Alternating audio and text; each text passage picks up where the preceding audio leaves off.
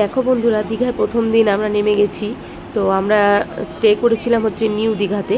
ওখানেই আমাদের হোটেল ছিল।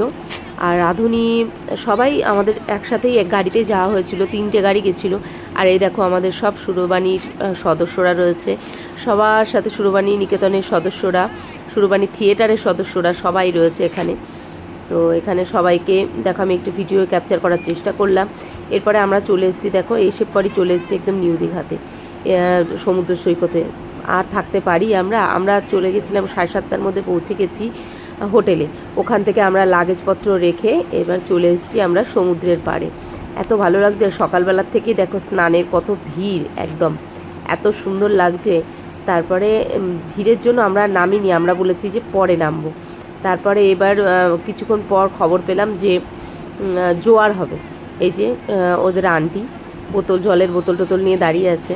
তারপরে আমরা ভাবলাম যে জোয়ার আসবে যখন, তাহলে ওরা সুইমিং পুলেই স্নান করুক। তো এখানে আমাদের হোটেলের 4তলার ওপরে বিল্ডিংয়ে 5তলাতেই এখানে সুইমিং পুল ছিল, ওখানেই ওরা স্নানে নেমে গেছে। দেখো বাচ্চাগুলো, আর বড় বাচ্চা ছোট বাচ্চা সবাই নেমে গেছে আর এত সুন্দর আনন্দ করছে। আর এই যে আরাধ্যা আর ওরা সবাই।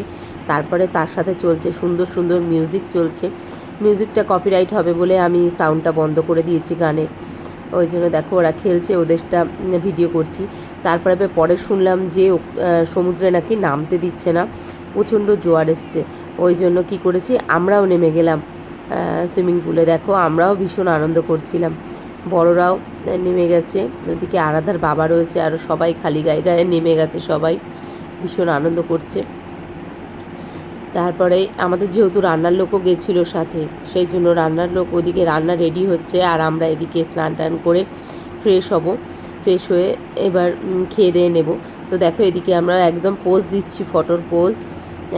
সবাই ভীষণ ভীষণ মজা করছে, ভীষণ বল নিয়ে খেলছে। আর এদিকে অন্য ফ্যামিলিরাও আছে এখানে, যারা এখানে আনন্দ করছে।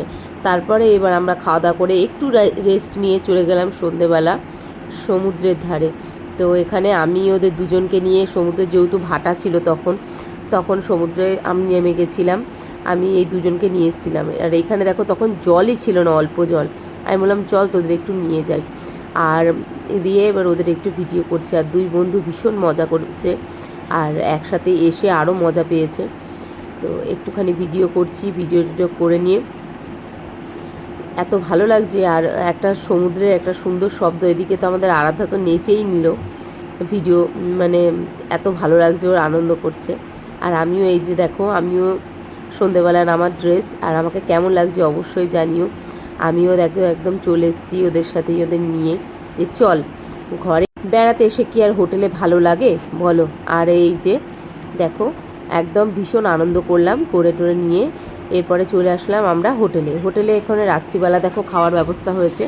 এখানে আমরা সবাই ফ্যামিলির সদস্যরা, সবাই সুরবাণীর সদস্যরা বসে গেছি খেতে, আনন্দ করছি, মজা করছি, তার সাথে সাথে খাচ্ছে। আর একজন তো চাটনিই শুধু খাচ্ছে, দেখো দুজন মিলে চাটনি কি খাওয়া খাচ্ছে দুজন। চাটনিটা এত ভালো হয়েছে, ওরা শুধু চাটনি আর পাঁপড়ই খেয়েছে। আর এদিকে দেখো ডিম, একদম সুন্দর লাল লাল ঝোল। আর মেয়েও বসে গেছে, আমরা গল্প করছি আর খাচ্ছি আর মজা করছি, এত সুন্দর। আমরা আবারও চেষ্টা করব যে প্রত্যেক বছর যেন একসাথে সবাই মিলে ঘুরতে আসি।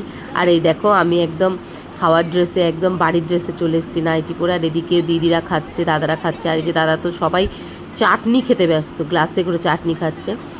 তো দেখো সবাই খেতে খেতে কত আনন্দ করছি। আর সকালে যেহেতু মোহনায় যাব, ওই জন্য একটু রেস্ট নিতে হবে, ওই জন্য তাড়াতাড়ি খেয়ে নিচ্ছি। তো ভিডিওটা ভালো লাগলে লাইক কমেন্ট শেয়ার করবে। টাটা বন্ধুরা।